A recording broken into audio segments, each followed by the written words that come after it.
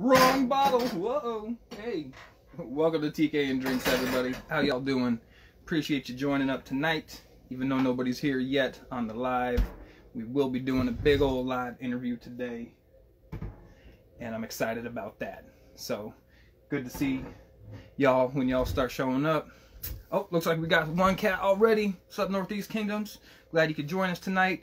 We are doing my first one of the year, finally. What's the story with Shawn Darryl Harris? Well, What's the Story interview series. In tonight's cat we're going to be interviewing is Shawn Darryl Harris from, I'm going to butcher the shit out of this name, but Wao-Kele Honey Farmstead out of, oh, and there he is right there, out of the Big Island.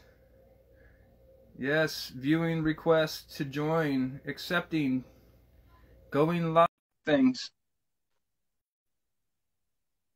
If the internet holds up, that is. There, maybe. Oh, there we go. Okay. Hopefully it's going. Yeah, can hear you, we can see you. Okay, cool. No need to do the old Verizon, man. We can hear you now. Nice. Right on. So I was just introducing everybody who was already here on the video, but looks like we got a couple more people showing up. So thanks everybody for showing up here tonight. We are interviewing my man Shawn Darryl Harris from, let's get started. How do we pronounce the name of your honey farmstead, my man? Wao-Kele honey. Wao-Kele honey. Wao-Kele honey. Man, I'm gonna continue to butcher that, but very cool, man. And what's the meaning behind that? It's got to have a cool meaning behind the name. So we live on the Wao-Kele Forest Reserve. It's actually dual Hawaiian meaning. So Wao-Kele means tall, skinny ohia, or it means shadow of death, because Kilauea is our back. Ah, nice. So that's very cool. So you're in a is it a state? You said a state park? State reserve. State reserve. Okay, so what's that constitute? So basically, the land behind us isn't allowed to be developed because it's the Wao-Kele watershed, Wao-Kele Opuna, and so it's real clean area where the water collects, and it's a water table reserve. So it's good that nobody builds back there or any pollutants, because the groundwater that settles down in the Wao-Kele Opuna Reserve is collected for everybody to drink from. Of course, it's filtered through all the lava rock and everything. Very cool, man. That's awesome. And how long you guys been operating the farmstead there? Almost 19 years now. Holy cow. Actually, coming up in June, it's going to be 19 years. 19 years operating on the Big Island. Do you guys operate on any of the other islands, or how does that work? Just the Big Island. Inter-island transport of bees has become unlogistical. And just, travel of anywhere, even on the island, we specifically have areas that are good honey production, or it's not really worth the drive, because one of my yards I actually drive 3 hours one way and then 3 hours back. So I got 2 or 3 hours of working on the bees. So it's like a 9-hour day. Dang, that's brutal, man. Anywhere on the island, it's, a lot of the roads, you can't really go that quick. I mean, the quickest you're going to be able to drive is the Saddle Road, which they just raised the speed limit to 60 because they made a super nice road up there. But 45 is like most of the roads on the island, as quick as you can go. So nobody's out there hitting up with the Tokyo drifts around the island and everything? I just cut out. Sorry about that. So nobody's racing around the island? Nobody's street races or anything like that? You usually hear it at nighttime, definitely. You can hear probably no exhaust cars and illegal street races at nighttime. You'll hear it about 10 o'clock, 11 o'clock. I don't know if you ever seen the meme with the giant muffler on the back of Oh the yeah. Honda. Oh yeah. Yeah. So you guys only operate there on the Big Island. And you said you have bees in different locations. How many locations around the island do you have hives at? So right now well, since COVID, it's taken a lot of my time off of retailing. We actually quit retailing last summer, and we focused on strictly wholesaling. And it's gotten a lot more time on my hands to work on bees. Was probably at about 215 hives at the beginning of COVID. I'm at 300 now. Wow. And I've gone up and down, of course, during times of the years when it's sad. I mean, sometimes you just lose tons of bees due to the rainfall. And right now we have one of my yards is about 75 hives, and the other yards I try to have 10 to 20, maybe 30 hives per. So depending on where the nectar flows are at, Ka'u side is usually one of my better producers. Kona side can be up or down because it can get so dry over there that the nectar just isn't present in certain times of the year. Gotcha. That was one of the other questions I was going to ask. I'm sure you get different like seasonals out of different parts of the island. I'm sure produce differently throughout different times of the year. Yep. Usually up at my farm, sometimes it could be a brutal 6 months of no honey flow. Sometimes it could be 2 or 3 months of no honey flow, all depending on rain, because we live on the forest that 120 to 200 plus inches of rain a year. Man, and you were saying that wipes your bees out. How does that? I mean, does it like wipe the hives out altogether, or flood them out, or what? Well, bees are funny. They like specific temperature ranges to produce. Okay. And during above 50 degrees, in the 60 degrees, 70 degrees, 80 degrees, regardless of if it's raining, they're going to go out and forage whether it kills them or not. Oh. And the number one cause of bee death on the island, rain, it just tatters their wings. I mean, you can imagine the size of the raindrops compared to the honeybee, and they work themselves to death. Ooh. So what will happen during rainfall is a diminishing of the colony numbers, so the queen will be laying as much as she can. Despite honey and pollen reserves that we leave in the hive, the bees will just lose numbers. That can be hard. Is that something that we have to deal with here on the mainland? I've never really heard about that before, but I'm from Seattle area, and we have a ton of bees, and I've never heard that before up there with the rain. But I guess it's always colder. It's colder, and well, we can get some heavy rainfall. So some of the months, if you get 30 inches of rain in a month, it's just devastating. Yeah. There's heavy rainfall nights where you could get 10 inches overnight. But if you get an extension of rain during the daytime, week after week after week, you can have 2 or 3 months of solid rain over here in Puna. And it can be bad for them, and that's our number one loss for bees on this side. Down in Ka'u, usually what'll happen is you'll have specific nectar flows like the citrus, you'll have the coffee, you'll have the mac nut, different other native flowers like the ule, and if it has enough rain, everything will have nectar to produce. But if it doesn't have rain, the bees will just eat everything they collect, and they won't be productive. So being that we have 11 of the 13 microclimates in the world on just one island, you go 10 miles, 20 miles down the road or up the road, and it's going to be a totally different story. That's so crazy and unique. That's got to be like a one time in the world type of experience going on. Man, that's so you say that the rain is the biggest killer. I was gonna say, do you guys have to deal with like pesticides being a big killer there on the island? But what is the story with pesticides on the island? So certain crops will definitely have pesticides on it. As you know, we have a lot of papayas out here, but I don't make papaya honey. That is just one of the dirtiest crops there are. I mean, there's different things that they'll apply on it, fungicides, which what'll happen when they apply fungicides, it kills the good bacteria inside of the honeybee's gut, and so they just don't really get productive.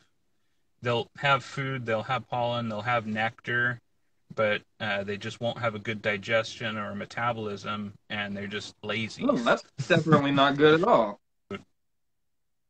Fungicides are, one of the things that can be dirty. Pesticides, of course, the bees can, die off from that.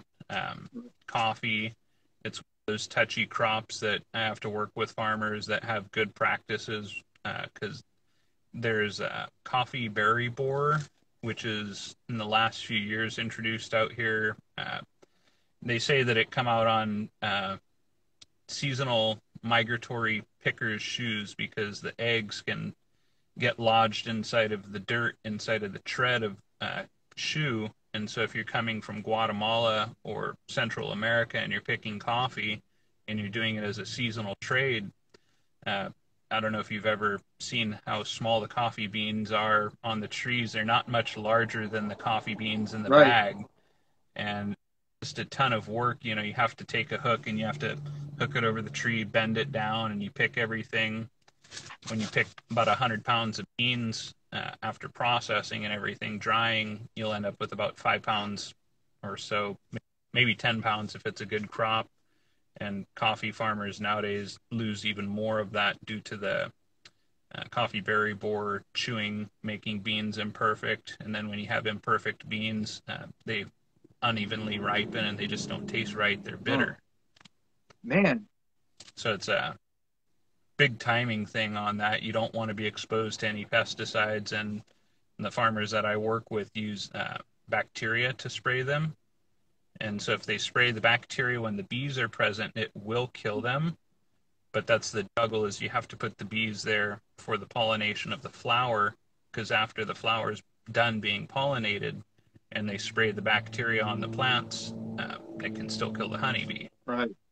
But of course, there's no residuals and there's no chemicals on the plants at that point, so it becomes safer. You just have to be knowledgeable and cooperative with your farmer, and they're like, okay, pollination's done, you gotta move out.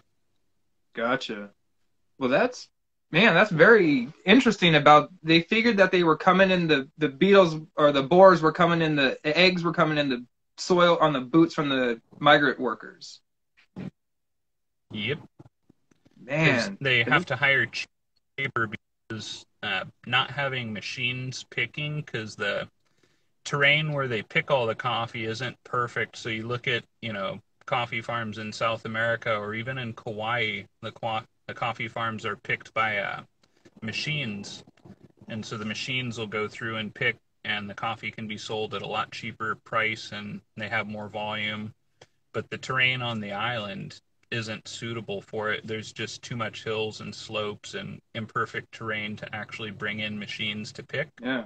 And so it's picked all by hand. So that's why Big Island coffee is just expensive, really expensive. I mean, the cheapest I used to buy it before the borer was $18 a pound wholesale to $28 a pound.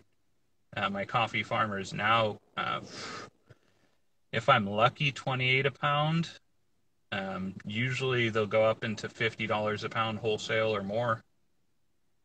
Low grade coffee will be about $30, and it's better than U-Band, but it's low grade considering what it used to be. Everything, it's a very unique coffee. Right. And even when I make my own coffee, I've got some coffee trees on my farm. I don't really drink it. It's a luxury. I sell it. Yeah, no kidding, man. $50 a pound wholesale, I'd be hard pressed to even look at it. Think that my eyes were going to take the value off of it. Good Lord, man. Yeah. So does that make the coffee berry honey like one of the more expensive honeys then, because it's harder to get that way, or how does For me, I sell all my honeys one price. I mean, I used to do bees for over 18 years, retail sales. And so I'd get, variable prices for my honey. I'd get $18, $20, even up to $30 a pound for specialty honeys. But after so many years of doing it, it's just easier for me to not break things down in small amounts. And I'm sure you've seen, I've been doing pretty much 10 pounds is my Yeah. average. I can pour one pour pouch rather than all these little units and tons of, effort into the retail of it, which I just don't really want to do that anymore. It's too much effort to try to retail. I do 3 days a week at the farmer's market, sit down there for 8 to 10 hours a day, let alone commute and all that stuff, and effort into producing the smaller packaging. So it's just easier for me as a lifestyle to work on bees when I work early in the morning, harvest honey, bring it home. I get to spend time with my wife and my daughter. I'm actually teaching my daughter. She's only 3, but she's helping put labels on. She's helping hand me, bags. She's helping hand me caps, and she's eventually going to get into the bees when she's older, but she's going to be my little vanilla pollinator. Nice. Teach her the ropes on all the little bits of farming efforts before it gets to the bees. Right. So look out, everybody. If you're buying honey, you could have had the label put on by a 3-year-old. Yeah, that's why they're not all perfect. Sometimes they're a little bit crooked and everything. Hey, it's perfect imperfection. Yeah, I love that. So how many different varieties do you guys work with there? How many different labels is she sticking on there a little crooked? Mostly, we're doing a lot of the citrus pollinations down in the south next to the Ka'u Gold Orange, so we end up with orange blossom, lemon blossom, tangerine blossom. And Ka'u side, I end up with some of the different Hawaiian honeys from the Mamane, the Ule. Over in South Kona, I'm actually getting some of the more different honeys like the princess tree blossom. I got another coffee farmer over there I'm working with. Puna side over here, we'll get the mango, we get the ohia blossom, a few other different ones, like we get the guava blossom. Actually, I got a farmer over this way, not the biggest farm, it's only 3 acres with the coffee, but, the wild strawberry guava mixing up with that. And I'm trying to get a few different other yards, and it's just a battle to get them and keep a good yard, because it's got to be a lock and key scenario, because bee theft does happen. I don't know if you've heard about any of the bee wars that go on in different parts of the world, but in New Zealand, beekeepers battle each other out because it'll be so expensive per kilo for the Manuka honey.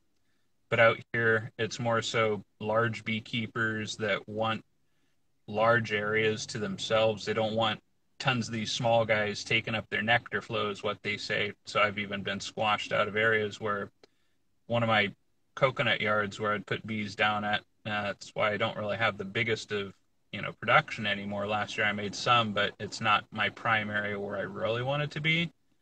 We had 30 hives at the location, and then another mile down the road another 30 hives, but the large beekeeper that I know that I won't disclose, he's a friend of mine, but at the same time it's all about business and competition. He put 200 hives on one side, 200 hives on the other. We made no honey at that point. So, he's got 8,000 hives. He is from Georgia. He's got a business out there with another 10,000 hives. And so it's kind of brutal. But that's business. I would use a little more choice words than brutal if I were you, but I completely understand what you're saying. Man, that's got to be a rough business situation to be in then. How does somebody that's small like you then really stand a chance? Or how does somebody who's, at your size stand a chance? It's not having all the eggs in one basket. I mean, in my early days of beekeeping, I used to have yards that were just more bang than anything. One of my yards had 150 hives. The other yard had 100 hives. So I just had 2 yards, really. And it was in the macnut fields. We had tons of mango. We had lychee surrounding. We also had longan. It was just one of my best locations. We had the Malochia umbellata. That's a Greek honey-making tree that was brought out here for shade production of the coffee industry. And so the coffee industry gone through so many different evolutions through the years. What happened with the Malochia, they brought it in the early 1900s because shade-grown coffee takes more time to ripen, so it commanded higher dollar, way more absorbently quality beans. It was one of those gimmicky things. So of course, you make less, you sell it for more, but the economy back then was a lot different, and people don't want to make less; they want to make more now, and they'll just still sell it for more because it's Hawaiian. Man.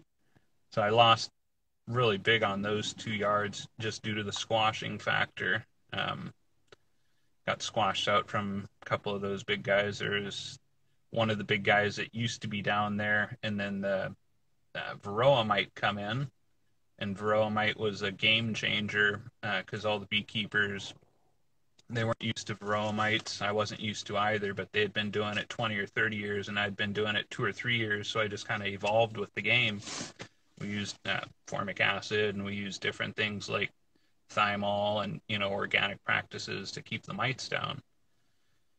And once a lot of the other guys moved in that were used to it from areas that they'd been doing it 20 plus years with the Varroa mite, and they're just like, this guy has small potatoes. We need this yard more than him, so they squashed me out again. That's why if I have 20 or 30 or 10 hives in one location, if I'm making honey and it's good, the bees will stay there. But if all of a sudden I start having hardships and the bees aren't doing as good, it's a smaller loss, and I can move them quicker, put them in a location where it's actually productive. Don't take a big hit. Man. And it's easier, smaller amounts like that for me, rather than all of a sudden it's like, okay, I got 150 hives to move, and it's me and my dad. Dude. So would you say that what's the bigger thing the bigger pest to deal with, the squashing out, or the bugs and the mites and the borers and stuff? Well, the small hive beetle is actually really bad too. I was the first person in the state to actually report it to the agriculture department. I had seen just a couple of them, 2 or 3 in my hives, and I had opened up my beehives and I saw it, and I brought it directly to the ag department, and they told me, we're going to have to poison out all your beehives because, we have the spread of the small hive beetle. And it wasn't anything new because when the Varroa mite had actually hit, I was, a small-time beekeeper. I had some, pretty good amount of hives, but I also still needed some cash flow, so I worked for one of the larger industries out there, Hawaiian Island Honey Company, and he had gotten a real big blow. He lost about 500 hives personally. He had about 1,000, and he lost half of what he had because the state had put out honey with fipronil traps and just killed everything off. And it's just brutal industry. I mean, the state will kill you. Other beekeepers, fighting against each other. You got the weather, just so many different that make it difficult for production nowadays. I think some people are having a little more understanding of why Hawaiian honey can be so expensive. You're battling everything. It's almost a miracle that you're even able to do something like this. I mean, it seems like they're against you at every step, dude. But hey, everybody appreciates what you're doing, man. Your honey is world class. Thank you. I mean, some passion. I've been doing it since I was young. My father got me into it. Really, there wasn't a whole lot of options where we lived for things. It was hard to get a job, driving to town and all that stuff. And we raised, some fruit trees and this and that. I've really just gotten into the bees, and it was my passion for food. I wanted to be, a bartender, or I wanted to be a cook, a chef. And I love food and I love honey. And my first bit of honey that I ever ate that was Hawaiian honey was the lehua honey. And it was just like candy, it was just so sweet and so addicting, and I loved it. And, I've been to very little honey experiences in my life before Hawaii. And it's just mostly clover honey and orange blossom honey. And it was okay, it was sweet and all that. But really my love of my honey production was my lehua, and my second most favorite honey of all time was the mamane. And after years of producing lehua, I kind of get sick of it, and I do love it. I love the lehua mead, but mamane blossom has taken its place, and I like all the other different ones that come out. Actually, I need to get another Java plum yard, but like I said, I got squashed out of that area. The plum, it looks like motor oil until you put it into the sun, and it's got a nice purple color to it, and it tastes just like plums. It's it was before I actually started making mead that I was making that. I can imagine the quality of mead that would make, or the Malokia, and just so many other ones that I'm just missing out on, that I'm waiting for new opportunities. I mean, it's been a while since I've made the Chiave honey. I got to get back into that game. Man. I don't know if I had Chiave, but it's milder sweet, but it's got a light smokiness to it because it's a mesquite relative. Ooh. Really good That honey. sounds really good. I'm a huge fan of mesquite honey. It's one of the ones I like to work with here. Nice. So you have all these different varieties. They rotate. Is there any of them that you have on like regular all the time? Just the citrus ones and probably the Lahua? Those are more consistent. Lehua's real seasonal. We'll end up with really good crops that, we end up with some for extended periods of time because we live in a Ohia Lehua forest. So when it does bloom, if the weather is proper and everything, we end up with just a lot Nice. of it. More times than not, because Ka'u, you'll end up with about 20 to 30 inches of rainfall rather than 100 to 200. So it's more of a prime honey production zone for us down there than it is over in Puna. 200 inches of rain. So, Sorry, that's just sounds ridiculous. it's something you could have a brute trash can, 30-gallon or 40-gallon trash can, and you watch it fill up 2 or 3 nights in a row, and you kick it over, and you watch it fill up again and over the next week, and it's like, okay, that's my rain meter now. No, dude, that's crazy. So your meads that you make out there, I'm assuming you make meads with your own honeys. Do you source mead, honey from any of the other islands to make mead with? I haven't, just because I don't really know many people on the other islands, and a lot of the people on the other islands are family members that they don't keep bees. Most of the people that I know, they just really don't. It's when you're out in the sun out here in the tropics and you put a bee suit on, and some people are like, well, I keep bees without a bee suit, but bees are funny. So if you have rain coming or they sense that the barometric pressures are changing, they can get really, really mad. And so you can work bees one day and then be pleasant, just have a veil on and, you're all good. And then all of a sudden you work the bees the next day and you end up with a couple of hundred stings. And so a lot of people, they'll, on the Kona side, where it's not as bad, there's some of my friends that out there, they'll wear just a hood and all that stuff, but they're a lot slower working on the bees. And I'm out there working next to them, and they're like, you need to slow down, you're making them mad. And I'm like, shoots, man, it's hot. I got to get out of the sun. We got a question from Muzen Cobb Meadery here. Says, what percentage of single blossom can you call it? Oh, what percentage of the pollination has to be before it's considered a single variety? Like how much tangerine has to be pollinated before it's considered tangerine honey? Is it got to be like 80%, 90%, 100%? So we call our honeys not single source honeys. We call them primary pollination. So, of course, depending on the location and where the bees are to what they're producing. So down in Ka'u, my friend's got, 30 acres of orange blossom next to his farm. He's got 7 acres of tangerine. He's got 10 acres of lemons. And, so the primary times when those are blooming, the colors, the scents, the flavors of the honey are very specific compared to, afterwards, because there's such large amounts of wild trees that surround the farms. So if you have, for instance, the Christmas berry in bloom, and you can have the whole citrus trees in bloom, but if the Christmas berry is in bloom, you're just going to taste that peppery goodness. It's way different, if the ohia is in bloom down there, every single bit of the bees are going to go to the ohias, and it's not really going to get much attention on the citrus farm. Specifically, you're going to have different seasons that the crops, like the coffee, I don't know if you've ever seen coffees in bloom, but when the coffee trees bloom, it's magnificent white. and the bees are just so highly attracted to certain crops. I mean, of course, there's no guarantee that it's going to be 100% this or that. It's going to have different accents each different crop, but for the most part, when I label something, it's during the primary blossom of specific crops that the bees are placed in or around. Gotcha.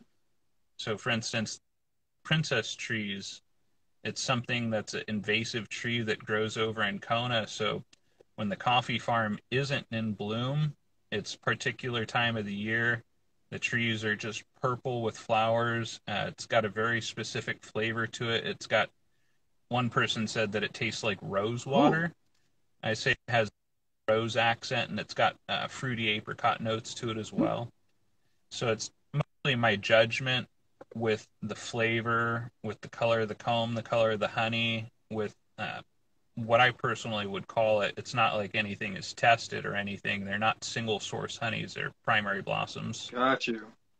That's an interesting way to look at it. Yeah. So Tony goes on to say that because he lives down in Mexico, and he says in his state of Jalisco, he thinks it's about 45 or 50%, and they can start calling it a single variety. Do you get anything that is a 100% single variety source that you can know of? It would be impossible to be 100%, because even when the ohia trees bloom, and I don't have any ohias that I can show you right behind because I have a cell phone tower that's right behind me that I'm parking next to, so that way I get reception. The ohia forest, it's mostly ohias. I mean, you're going to have like 90% ohias or more, but then you also have the guava plants. So you're going to have either strawberry guava or lemon guava. Ooh. So one little tiny yellow guava and the other one's a little tiny red guava. And so during those times of the year, you'll usually have the lemon guava bloom when the ohia is blooming. And so a lot of people will talk about the different accents that they get out of the lehua. So in the south of the island, down in Ka'u side, you don't have the lemon guava. So when you have just the ohia and minor wildflowers, it has more of the pineapple notes to it that lehua blossom honey is well known for. Okay. And a little bit of jasmine, you'll get that nice little floralness from it. But then over here, of course, you'll get little notes of guava inside of it as well. So it's nothing on the island. I don't care where you are, you're never going to have anything that's single source. Gotcha. It's, the best we can do is primary blossoms. Have you ever had any of it tested? Have you ever had it tested to just out of curiosity to see what kind of breakdown it would? So testing, it's a funny thing because Hawaiian honeys, it's not like the state is out there really looking at what the pollen looks like on all these different crops, and there's no real testings that can be effective on Hawaiian honey. I mean, I've had people, test honey and they're like, I don't know what this is, and we've sent it out to different laboratories for different reasons, and a lot of the laboratories, they're just not familiar with the crops in Hawaii. I mean, they're somewhere in Oregon or somewhere on the East Coast, and they never studied the pollens that are out here. And we've actually worked with the University of Manoa Hawaii Honeybee Project for different reasons, for bee health, or, different pesticide, issues that we potentially were concerned about having bees around. And we've had so many different testings done on the bees, and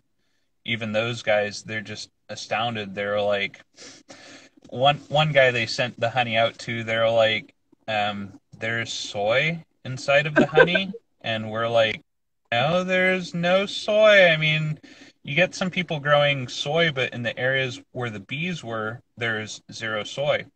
But there's a relative of soy out there, that a wild plant that grows. It's actually a vine that likes to grow on the island that sources the pollen that the bees will collect.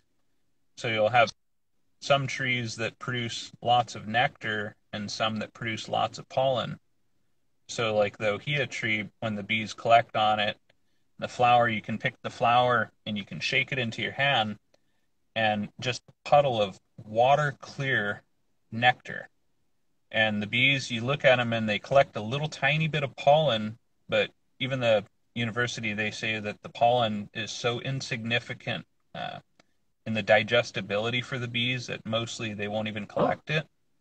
And if you see them collect a little bit on their legs every here and there, but it's not really anything that's significant to them. And so a lot of the sources out there that will collect pollen and not nectar, or nectar and not pollen. that's Macnut's not those, though. You'll get you get both. both with that one. Yeah, Yep. I've had Coffee. Both. coffee does both too. Man, Yep.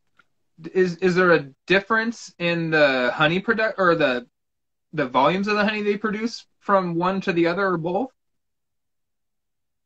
Oh yeah, certainly.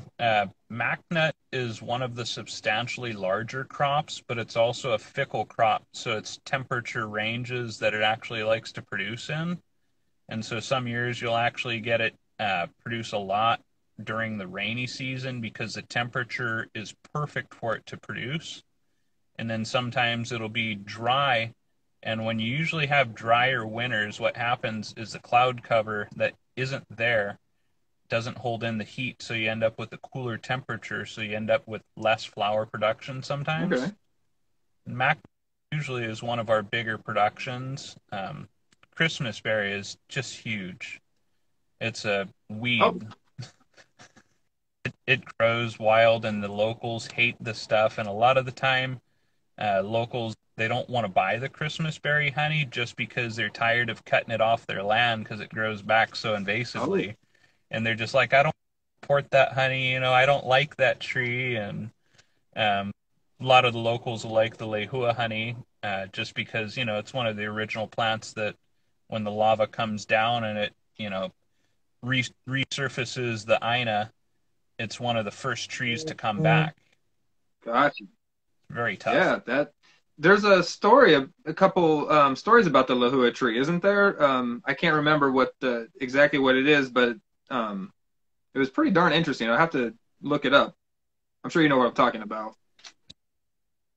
One of the main stories out there is, I'll probably butcher it a little bit myself, but basically Pele, she had separated the two lovers, Ohia and Lehua, Yeah, and so Ohia's the tree and Lehua's the flower, and so when the two are separated, if you pick the flower, it's supposed to rain. gotcha.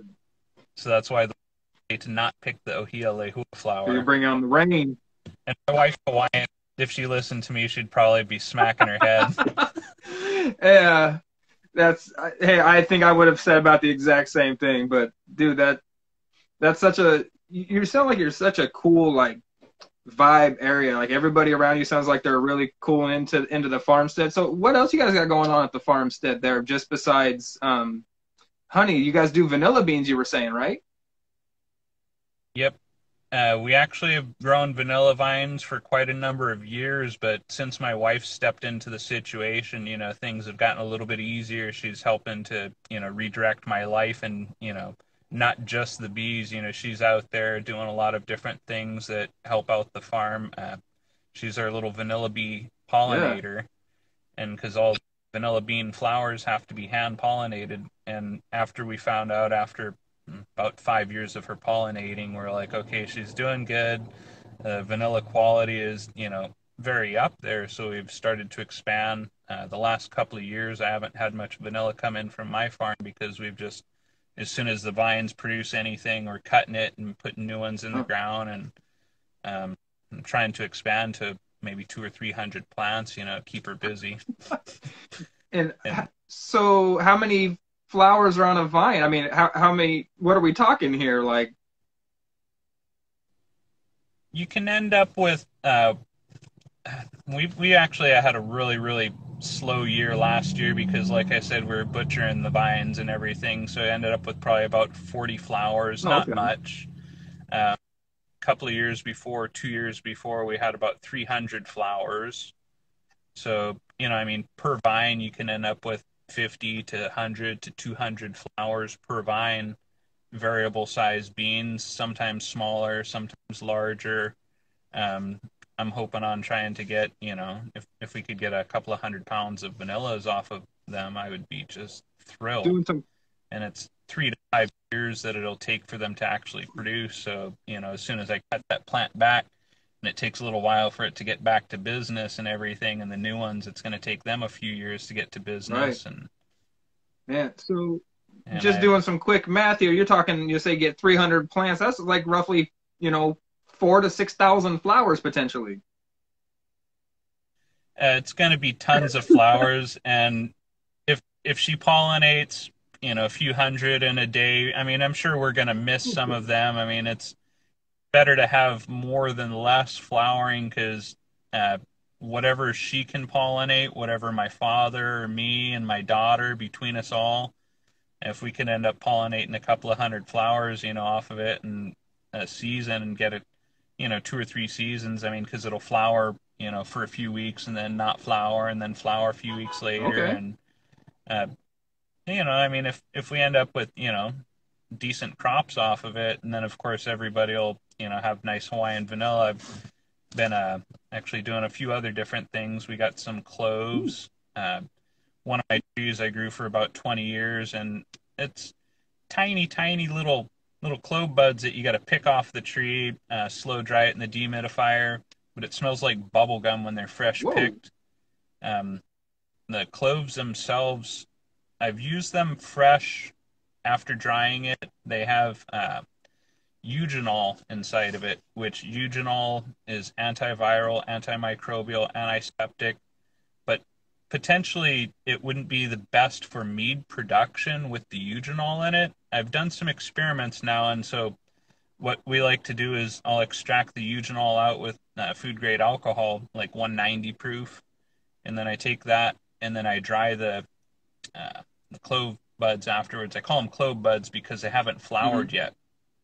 A lot of the time people like to pick them after they flower, but they got a better aroma and a better flavor if they're clove buds rather than the cloves themselves. They get more bitter and, you know, more of that medicine, the eugenol inside of there. Yeah, I'm not a big fan of cloves. So a lot of the people that I'll have to send you some. I've got some dried up still that I've been doing experiments with brewing, and I've sent it to a lot of friends to try.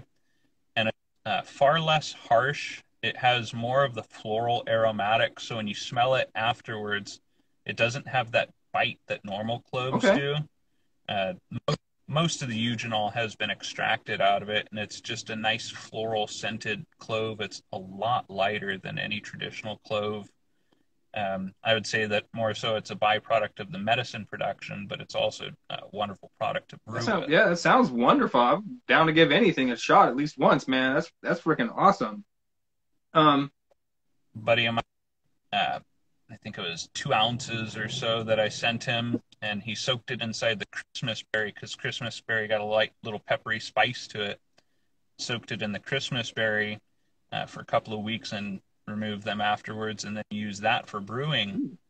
And he was really stoked with the results from it. So I mean, I'd been sending everybody, you know, little samples to try and everything, because I wasn't sure how it was going to be. And you know, I do my own bit of brewing for over 9 years, but the last 2 years since COVID and not doing all the retailing, I've actually been able to have a little bit more spare time for my own brewing, and I've expanded my home brewery, gotten a few extra brew tanks, and I've gotten more, you know, experiments going on, because I'm usually the kind of guy that when I make a brew tank, I won't really attend to it a whole lot afterwards. And so I have a whole going on, so that way I don't end up drinking it before it's, you know, bottleable. Nice. Yeah, so I was going to ask you about that. So you brew beer and you make mead? I used to brew a lot more beer. Just becomes way too much effort with the bottling and cleaning of bottles for the beer than it does for the mead. You get such a more shelf-stable product with the mead compared to the beer. You know, you don't really want to be storing that in room temperature that long compared to, you know, the mead. I mean, room temperature for the mead is just fine, and more stable. You get more bang for your buck. You don't drink 10 or 12 of those a day, you know, one bottle and you're good. What are you what are your brews that you got going on right now? Are you working with any of these lower volumed honeys that you get, like that plum one you were talking about?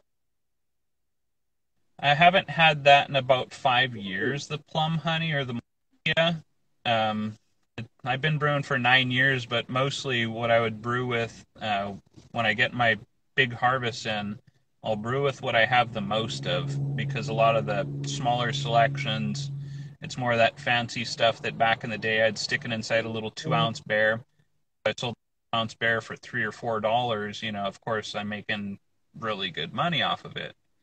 And we'd do a lot of tourist friendly items. We'd do little tiny 3 ounce jars, little Mhm. hexagons, specialty little things that would command money. So as soon as there's something really, really special, if I would brew with it, it would be frowned upon in the family because I could make, higher volume of profit off of it. I mean, gas is a commodity and insurance, and I actually spent some money on my truck. We gotta have a running vehicle. Gotta have a farm truck, man. Without a farm truck, the farm doesn't operate. Yep, I got Dodge truck right now, and I went smaller. I had a V8 when gas was cheap. It wasn't bad to operate. Now that gas is so expensive, I have to have the 6 cylinder because 10 to 12 miles a gallon ain't cutting it. I got to get 20 to make it Right. happen. Holy cow. Yeah, I'm sure your guys' gas is probably like $8 a gallon. Last time I checked, it was like 5.25. So they're Yeah, pretty no high. kidding, brother. That's crazy. So what do you sell your mead commercially as well? I don't really have any I plans didn't think to. so. Mostly I brew and I drink. I enjoy. I like to cook with it all the time. Ooh. Stews, marinades. And actually, my brother Michael, I end up giving him a lot. Every time I see him, I'm like, okay, here's 5 gallons. Just give it to him in a bucket with the fermenter top on it, and I'm like, you deal with it. Just bucket back next time, and I'll fill it up again. Um, I like to brew. I got a 40-gallon fermenter that either me and my dad will haggle over who's going to do the next brew in that. I got a couple of 13s, I got a couple of 7s, and I got a couple of 3 gallons. what kind, I just got a six what kind gallon. of yeast are you messing with out there?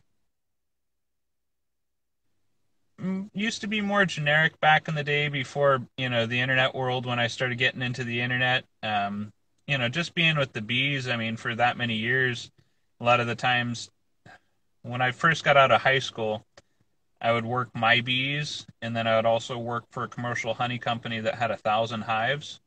And so it was me and two other guys that were running the whole business for 1,000 hives, and there was just not much time in the end of the day for myself. I'd go buy beer, and once I quit working for him, I actually learned from a 70-year-old buddy of mine that was doing bees as well. He taught me about mead and how simple it is and how you can enjoy your own Yeah, alcohol. no kidding. And that was life for me.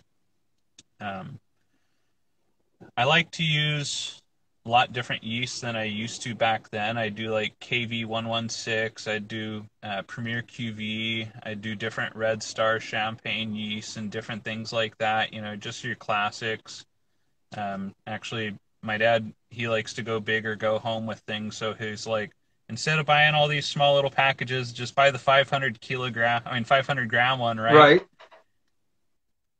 The 500-gram package he last got was Uvafirm 43, which he likes that one because during our summertime temperatures, we're brewing inside of less than prime conditions, so that one can handle doing really high temperatures, 90s up into 100 degrees. It brews with no off flavors. It's really quality yeast. But as soon as you get down to like 50, it's like dead. It's like I'm not going to work You were anymore. cutting out there a little bit. What kind of yeast was that? Uvafirm 43. Uvafirm 43. I haven't heard of that one. Yeah, Scott Labs. They Okay. have it. Yeah, for my higher temperature stuff, I've been using Kvike yeast, Voss's Kvike. I want to get into that. I've heard a lot of good things about that. It's just when my dad buys something like that, and I'm like, okay, I got to back off the expenses, and try to afford Oh, other sure. things. And actually, my last one that I was just experimenting with, actually a buddy of mine sent me some QA23. I did a batch with the Mamane. it was a 13-gallon tank that I did in the SS Brew Tank Conical, and I did 4 gallons of pineapple juice. My brother juiced, a buddy of his gave him all the pineapples he grew because he's security guard over in Kona, so he's got a lot of buddies, and he probably gives him mead and all that stuff, and he's like, buddies give buddies things, and he gave him a pineapple, and my brother's like, okay, I know you're going to brew something with this. So I took some star anise, Jamaican allspice berries, juniper berries, some vanilla, some Amane honey, the QA23, and I think it's going to be one of my best batches yet. It's got like 3 months, a little bit over in the fermenter, and it's just really, really fine quality stuff. Brew that I like to consistently make, it's called Puna Punch. I'll use elderberries, pomegranate arils, hibiscus, lavender, and vanilla. That sounds amazing. Holy cow. Yeah. I'm just starting to get into my difference in traditional. I mean, I brewed traditional forever and a day just to reduce complications, and just didn't want to screw anything up. And since COVID, and I started joining the different mead groups and everything, and I see everybody brewing something exotic, and I'm like, I got to give this a try, see what I can do. Oh, definitely. Yeah, watching some of these stuff that people do out there is amazing. Like some of the flavor combinations, and I'm not so sure about like the candies and the like different kinds of adjuncts like that. But you know what? It still looks cool, and I'm glad people are out there experimenting and expanding the brand as a whole, the mead world, so to speak. Yeah, I mean, I've fooled around with the candy one. I watched everybody do the candy one, so I did a Lehua Blossom traditional. Well, actually, my dad had a 40-gallon going, so I pulled off a couple of gallons, and I racked it on top of some organic gummy bears and some vanilla beans. And it was actually pretty fun.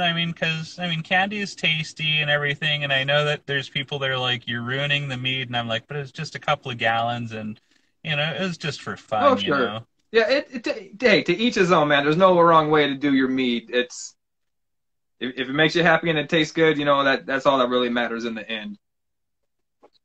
Right. So how do you preserve your yeast? Somebody's asking, my buddy Tony. Just keep it in the refrigerator. Well, that was simple. Yeah, why overcomplicate something, right? Nah. It keeps it as simple as you can get. I got about coming up on about 5-10 minutes left here. You got a little bit more time?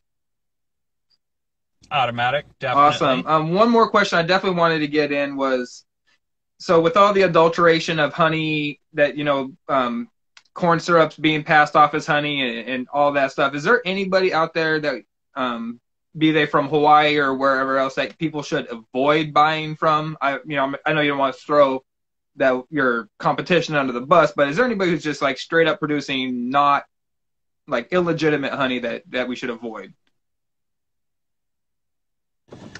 So the biggest thing that would happen would be somebody feeding their bees sugar, but realistically, nobody wants to spend that kind of money on sugar when you can get it from the nature in its own. If you're buying, I don't know if you went to Costco and there's certain prices on things, and even sugar prices going up, anything at Costco is still way more than in the mainland. And, if you buy 50 sugar, 30. Uh-oh. Am I losing you? Oh, right at the end, we're going to lose him. That's not cool. Oh, wait, you back? Maybe. I can hear you now. Oh, there we go. There was a school bus just drove by. I don't know if they overrode my reception. That's so crazy. You got to go park at the base of the cell phone tower, which I appreciate you making the drive. That's awesome, man, but holy cow. So, corn syrup in Hawaii would be one of the most expensive ways to feed your bees, and I know that in the mainland, corn syrup is one of those giant things that you could buy a whole semi-truck and feed your bees, and that's why it's, adulteration is easy and cheap. But out here in Hawaii, corn syrup would be one of the unfeasible Gotcha. things. Sure, it is feasible though for somebody to actually get more production from their bees with sugar water. But at the same time, even when I was buying honey before I actually made my own honey, and when I was eating it in my coffee and spooning it on my toast and everything, there'd be different honey vendors that when I try, okay, I'll try this lehua and I'll try that lehua and I'll try that lehua, and it's pretty obvious which ones were overly sweet, which didn't taste like Oh, honey. It tasted overly like sugar, and you're like, that tastes not right. right. And so, just like with our honey production over the last 18 years, our local customers, they're like, okay, I've tried that person's honey, and I've tried that person's honey, and I've tried that person's honey. And I have people that'll juggle around, and they're like, well, you weren't there at the farmer's market, or your price went up and this and that, so I had to try someone else's honey, but it just doesn't do it. It's not the same as Yep. yours. And, the truth is in the pudding. You got to taste that pudding. And that's, what it's about. Absolutely. I mean, every try ours, you can't hide what the product is when you try it and you taste it and you're like, that's damn good stuff. And especially in the end fermentations, Yeah. there's the guys that was using my mead, and I mean using my honey to make mead, and he had the Mamane Blossom honey against this other honey, I think it was Pure and Simple or something like that Huh. brand, and he said that he used the exact same recipe for a Christmas style spiced mead, and the Mamane Blossom honey finished out at like 20%, and the Pure and Simple at like 18 point something Huh. percent, and he used just three spices. I think it was star anise, vanilla, and something else. And he said that you could taste all the spices in the Mamane Blossom, even though it was drier. And you can taste all the accents of the honey, all the special floral notes and everything. But then the Pure and Simple was just plain, didn't really have much flavor, didn't have the spices carry over. Interesting. And then also when you look at it, the Mamane was just real nice and clear because it fermented cleanly, and the other one was all cloudy and just didn't look as pretty, even though the hydrometer meeting said that it was ready and all that Right. stuff. And not only tasting it but fermenting it and the end products, that's going to tell a lot of the story on what's happening. Gotcha. Man, you sound like you got your whole own like ecosystem. You got another one of those micro ecosystems there of your own. Maybe bump it up to 14 from 13. The Shawn Darryl Harris system going on, man. That's freaking awesome.